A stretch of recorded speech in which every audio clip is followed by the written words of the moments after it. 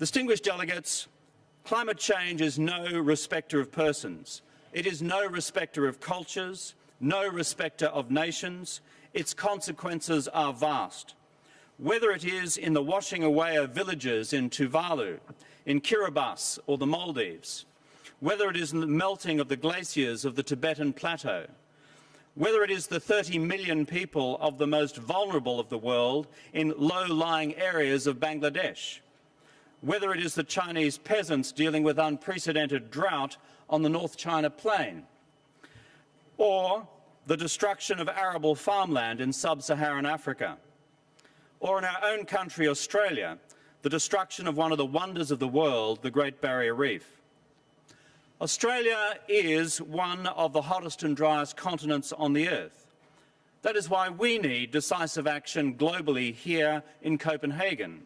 And that is why the Australian government is committed to acting nationally through a carbon pollution reduction scheme as the cheapest and most effective way to act at home. It is global and national action together that makes a difference. Distinguished delegates, before I left Australia, I was presented with a book of handwritten letters from a group of 6-year-olds. One of those letters is from a little girl whose name is Gracie. Gracie wrote as follows: "Hi," she said, "my name is Grace. How old are you?" Gracie continued, "I'm writing to you because I want you all to be strong in Copenhagen. Please listen to us, as it is our future."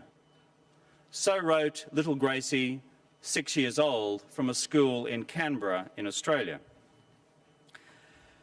I fear that at this conference we are on the verge of letting down little Gracie. And I fear that at this conference we are on the verge of letting down all of the little children of the world. I would ask every leader at this summit right now to ask themselves this simple question. And it is as follows: when I arrive home at the end of this week, will I be able to sit down, look my children in the eyes, and tell them in clear conscience that I did everything absolutely within my power that I could do to achieve action to avoid dangerous climate change? Because if we cannot say that, then we have failed in our most basic duties as leaders of our nations, as fathers and mothers of our children, and as custodians of our nation's future and our planet's future. Distinguished delegates, the children of the world are watching us. They are listening, and history will be the judge of each of us here today. I thank the conference.